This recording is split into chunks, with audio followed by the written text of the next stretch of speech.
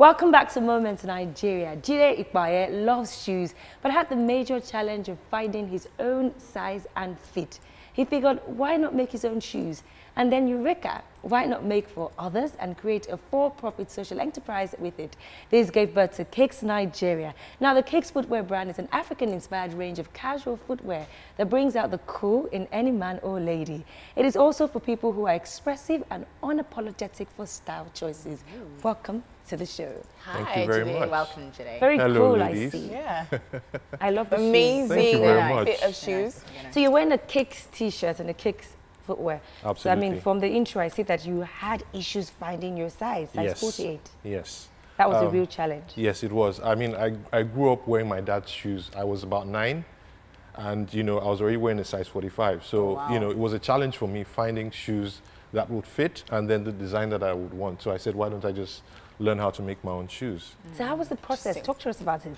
Okay, well, basically, I was actually in Paris with the family on holiday, and I had been thinking for a while. I mean, I was almost 40 at that point in time, and I said, look, I've been dealing with this challenge all my life, So I did some research, and I came across a school in the Netherlands, which was basically a school for innovative footwear design and manufacturing.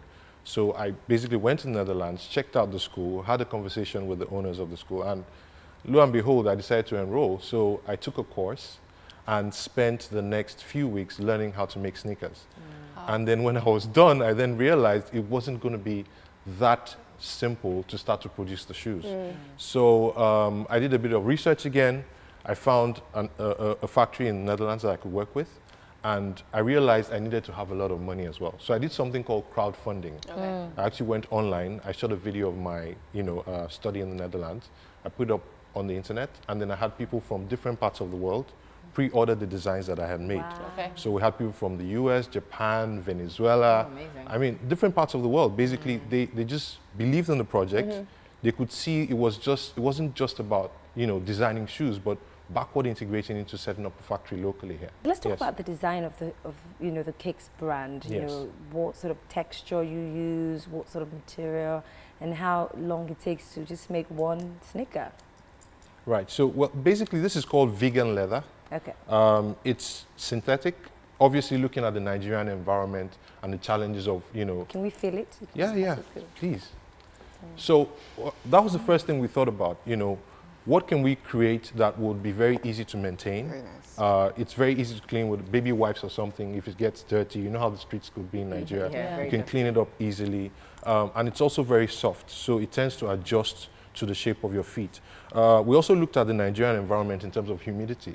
So we've got an insock that is antibacterial. Oh, wow. So when you sweat, it doesn't smell as much, right? And obviously a few modifications here and there. So we're constantly going through the improvement process. Now, what about skill set? Because we've had other guests who've come on the show and talked about the challenge in, idealistically, it sounds like it's easy to just train someone about this, but in many ways, education is very important in someone being able to use the machinery that you're going to be using. So what do you think about that? Okay, well, I think it's baby steps. No industry was built overnight. I mean, I remember Bata. I don't know if you guys remember Bata. Oh, those shoes. I have a Absolutely. pair of So Bata. at the peak of their business, they were pushing about 10.2 million pairs a year. But before they started as a trading company, and then they gradually evolved. So for us, we've decided to start small, take one aspect of the manufacturing process, and focus on that, get that right, and then start to add more elements. So initially, we might have to bring together what you call completely knocked down goods, and then piece them together, which is what Innocent is doing as well. Don't even mean to cut you short, but where did we go wrong? Because you just brought a very good example. Amazing. Bata was here, Yes. and we wore it with pride. Yes. Now you find yourself having to now convince people to believe in buying things that are done here. So what do you think Keexs has as an edge over every other shoe or sneaker brand? Because you're not the only one who's doing this business. We've had quite a number of people. There's a guy who also gave us loafers as well, who are doing indigenous, Nigerian brands in footwear. Yes. So what do you think is your edge over the other ones? I think for us, it's the intellectual part of the brand. There's a lot of emotional appeal to the brand in terms of what we're trying to build. It's not just a pair of shoes. Every pair you wear has a story behind it. And then we also look at collaborating with local artists. So there's a lot that goes into the shoes, and then there's also the social element of it. And then when we talk about innovation, we're going to be doing stuff like crowdsourcing. So we crowdfunded, and then we're going to crowdsource. So we get people to get involved with the design process as well. What's the reception been to the sneakers? It's been absolutely amazing. I mean, if I had to run through all the things that happened last year, I mean, we're the first, we came first at the Sterling Bank Media Executive Competition. Wow. You know, we became their brand ambassador last year. The Tony Elumelu Entrepreneurship Foundation, we got a grant. The World Bank initiative with GEM is also there. I mean, we've been shortlisted as one of those to get a grant. We've participated in several events. I've met with a lot of people who are interested in actually supporting us. So it's been exciting. People are actually supporting us in several ways. We started retailing locally as well. In some of the malls, as well as online. So we do payment on delivery, so people actually order from our website. We're on Konga now, we're going on to other sites. So it's growing. Yeah, but we do have to ask you, what is the price point? Because people are watching us at home and they want to know how much they have to pay to get a pair of, you know, Keexs sneakers. Okay, well, currently it's in the range of about 18 to 20,000 naira. That's not bad. Which is relatively fair at this point. I mean, if you convert it to dollar, it's very fair. Yes, that's roughly about $40 if you're judging at 500 naira to a dollar. Wow. Yeah. That's really good. And they look like, I mean, I know that, you know, they look like they're really, really well made, which I know a lot of people, that's their fare when they hear a made in Nigeria product or a product that's being designed by Nigerians. So really well done. Thank you very much. And we know that you have a giveaway for us? Yes. Okay. We're giving away some of the shoes. We've got the Fela Kuti inspired one here. We've got the Keexs Unity, Black Pride, and True Blue. So most of them are really small sizes. We've got the 39, we've got a 40 as well. Okay. So, and they're unisex, so that's fantastic. Guy or girl. Yeah, incredible. Thank you so much for coming through. Thank you very much, ladies. And we do wish you so much success with the Keexs brand. Hopefully, thank you very much. You know, every kid and every boy or cool girl on the street, since it's the brand for the cool, would be spotting it in no time to come. Absolutely. All right, so travel safe. Thank you very much. Another reason for you to watch through to the end, we are giving out freebies. They are free sneakers to give out courtesy of Keexs. Coming up on the show, our second guest joins us.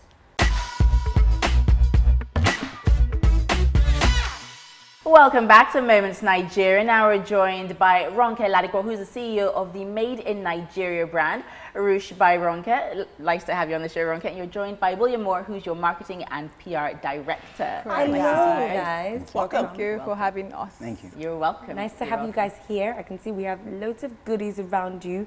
All of this made in Nigeria? Yes. All of them. Wow. So Ronke, tell us your story. Let's see, where do we start? I started designing when I got invited for the African Fashion Week New York. So I wanted something different. So I decided to work with Nigerian, fabrics. I designed the collection with the dresses, but I didn't just want to go with the dresses. So I decided to make bags that would complement the dresses. And I mean, it was received really well. They all loved it. And I got back, my dad was like, you know what, suggested that I just go into fashion school. I started looking. I wanted to go to Parsons, but it was too late.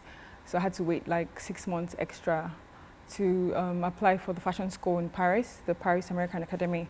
And I went to study fashion and merchandising in fashion.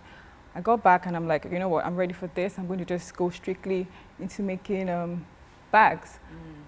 The clothes were more like boring. I just wanted to make clothes for myself and stick to bags. What you're wearing, did you make it? Yes, I did. Wow. Lovely. Maybe you should have stuck to clothes as well. No, the thing is with clothes, it's so hard because you have people who criticize you and you have people who are like, oh, this is actually nice. I'm like, you know what, bags, I'm just going to go easy with bags. So I started designing bags. Saturated anyway. The market is an upcoming growth. Correct. Yeah, correct. Fantastic. So, you talked about showcasing in London and New York. Yes. What was the reception like there? Because I often feel like abroad they have this fascination with Africa and anything made in Africa. Correct. So what was the reception that you got with your I was shocked by New York. London was amazing because I won the Fashion Designer of the Year at some point with Daviva. Nice. So they gave me the opportunity to use their fabric, Daviva fabrics, to design a collection, and I made the bags that complemented the dresses. And I was shocked. It sold out because before I started, showcasing them, people were like, I want that, I want that, I want that, I want. I'm like, okay, all right, cool. But in New York, it was more like, oh, this is so nice. Where are you from? Nigeria. Okay, all right, all right. How much is it? give me your number. With the Ashoke fabrics, my mom travels to Ondo. She's from Ondo. Okay. So she goes to Ondo and just comes with different Ashoke fabrics. And I'm like, where are you guys from Ondo? No, I'm from Ogun State. Yeah, I love She's from Owo, Ondo State. Okay, that's good. So William, it was just, let's talk a little bit about, how you stepped in and started to help Ronke make some money from her passion, because that's what's always important. Nice. Basically, I ran into Ronke in Bogobiri. I'd finished with the poem, and she was like, "Oh, that was really nice." We just started talking and stuff, and she had one of the bags, and I was like, it was one of these, but it wasn't, but it's this style. And I was like, wow, like, where did you get this from? And she's like, well, I made that. And in my head, I was like, yeah, right. Like, seriously, I made it, I make bags. I'm like, wow, so how do you sell them? I think there's just something in me that just likes to sell things in general. And she's like, well, I'm just starting out and seeing how it goes. And I'm like, you could sell it here in Bogobiri, because to me, what I think is, when people that buy, like, marketing is all about selling something to the people that already want it. Yes. So there's no point putting this in a shop where people are coming here to buy, like, maybe foreign brands. Yeah. Or, basically, this bag is for Ote crowd. What is Ote? Alternative. Okay. Yes. Summer bags, I'll tell you what though. Alternative is about to go mainstream. Yeah, alternative is already mainstream. It is. Yeah. Like now, it's almost rare to see someone wearing clothing that you can obviously see the designer. That's all kind very of tacky subtle now, isn't it? exactly. Those times, those Chanel brooch things. I remember. Like, everyone went crazy. What are you guys with talking them. about? Remember when we were young and it was like FUBU. Yeah. Sean John. I know. Write them across. We're showing our age now, Bolanle. I know, right? But I mean, really what's the reception like when you put it in Bogobiri? How did people receive it? Very well. I mean, it's the right place because that's home to a lot of, lots of African, experts. Yeah. And Nigerians that just go for. There's still so much to explore with this conversation. We're just going to go on a quick break. When we come back, Ote, the latest word Bolanle dropped on us, and how it's going really mainstream, and just how they make some money as well. All of that when we come back.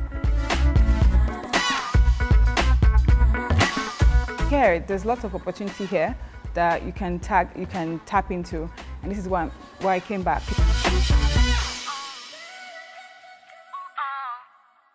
If you've just joined us, you're watching Moments Nigeria, and our topic today is Made in Nigeria. We're joined by Ronke Ladipo and her business partner, William Moore, and they're talking about their amazing accessories brand. So before the break, we're talking about the business side, because I think with a lot of young entrepreneurs, you know, we have so much passion for the items we're making and the creative process, but often little thought is put towards the financial side and recouping the investment. So William, tell us, how have you been helping Ronke with really monetizing her amazing Made in Nigeria products? I think the main thing, like I was saying earlier, is getting it where people can see it, and also targeting the right market. And like, as I think it was talking I was saying earlier, like, foreigners would love it. It's very weird how foreigners love African things. And we Africans, this one went to use a shoke too. So, but like, and eventually we get to buy back our culture from them.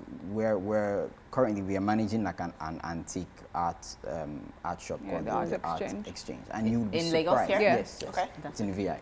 Okay. It's a bit heartbreaking how like lots of Europeans come in and they buy this art, and I always think to myself, oh Lord, in 300 years they're going to have it on auction, and you would then see Africans there complaining like, oh, they bought all our stuff, but they're buying it now, and then they'll pay even more. And they will pay even more to buy it now. So I think the challenge is kind of sensitizing Nigerians and Africans to buy into, which I think it's great. This show is, pushing But I that have to forward. ask you this, Ronke.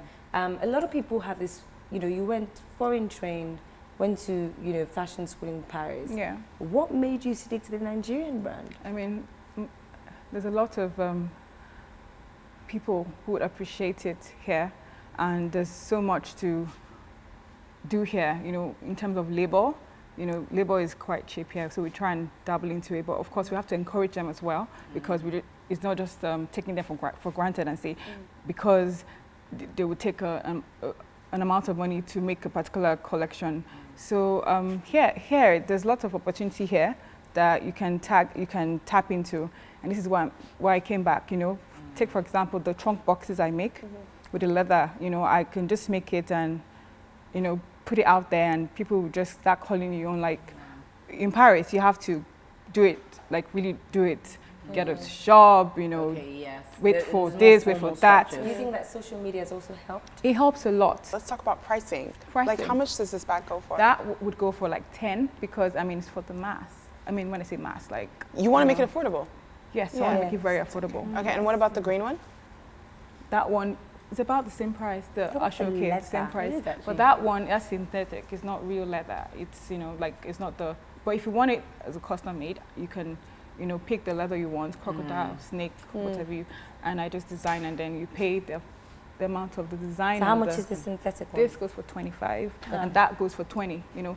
Well, I designed it for the his and hers, like his and hers collection. Oh, that's but cute. I mean, it's unisex as well. So. Oh, fantastic. I mean, your stuff is very affordable. That's great. Yes, Yeah. it's very That person, that table as well? This one? No, the person. Oh, this one? Yeah. 25. Okay. Yeah. And then I know you also make shoes as well? Yes, I do. We can Sandals. see like a pair of sandals. Yes. Oh, What nice, inspires the sandals? A trip to Egypt. Oh. Egypt. I love the way they wear their sandals. It's just so simple and very, you know, effortless. They just wear it. And for me, I'm like, I'll come back to Nigeria. I can find all this leather here. Why don't I just play around with it? So Egypt inspired that. Fantastic. And I would love to ask you about scaling. You know, if a boutique, like maybe like a Temple Muse, wanted maybe 100 of those sandals and 50 of, you know, these bags, would it be possible to do that in Nigeria? Very possible. But the thing is, they have to tell us ahead of time. Take, for example, Temple Muse. They contacted me last year to make trunk boxes for them. And sadly, they came pretty late. So how much do you make this trunk box? Just in case I'm moving flats and I need to have some Afrocentric feel. From 50K upwards. It's affordable, Very definitely affordable. affordable. Yeah. So I know you guys have a giveaway for our Moments viewers. What will you be giving away? 2 backpacks. Oh, interesting. Very and the backpacks are really, really fetch. Really They are fetch. nice. Thank you. It's funny, that's the exact one I was thinking. Fetch. Thank you, William and Ronke. It's now time for a very short break, but we'll be back with In a Nutshell. Welcome back to Moments Nigeria. We're now done with our guest interviews for today. In a nutshell, ladies, I'm super proud. We're proud to showcase Nigeria. Like for me, just the fact that Ronke moved back and, you know, going to fashion school, she could have thought, I want to be the next Miu Miu and I'm going to work with this and just go to Hollywood and do this and do that. But just working with products here, apart from the fact that it's cheaper, but just being so proud about, you know, showcasing ourselves. I mean, whoever thought that sneakers, cool sneakers would be done here and we'll be like, yay, we're excited. Yeah, it's true, it's true. I mean, for me, you know, we're known as the giant of Africa, I think, for a reason. Though we may not always have the infrastructure or the resources, what I love about Nigerians, us as a people, is that we're very innovative. And we go the extra mile. It's like what Jide was saying about getting the crowdfunding and then the GEM initiative. You know, he found all those means to make his dreams come true. And now Keexs footwear is like a reality. So I love that. I love the innovation and the passion. And to think people donated money, people ordered. Oh, yeah. You know what's amazing is that, I hope a culture we kind of adopt more is that culture of crowdfunding. You know, you just go on GoFundMe. You see on GoFundMe every day there are tons of different projects where people are constantly raising money for a dream that has nothing to do with you, and people will donate money to it. It's amazing. It's actually amazing. Moving on to our question of the day. What is your best made in Nigeria product? Think, ladies, think.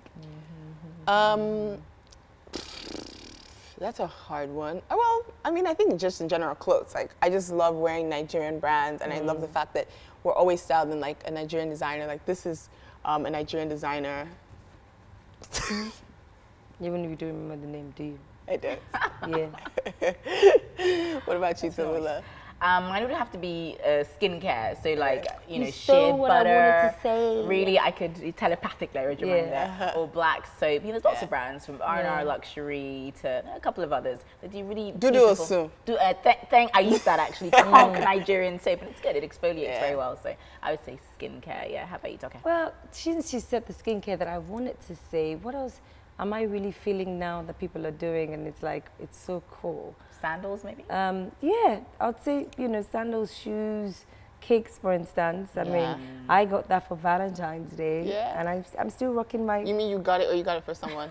I got one for myself and one for someone, like a his and her situation. Like that's generous. So when you see us in the streets, You guys walking together, we're repping Nigeria, boo. We rep you, and it was. I thought that was really nice. And people actually stopped to ask where it's from. So it's a really, really cute innovation. We're going to throw that out to you at home. Think about it. What is your best made in Nigeria product? Look around your homes, look around your offices, look around your friends. Send your answers to the addresses that's scrolling right now on your screens.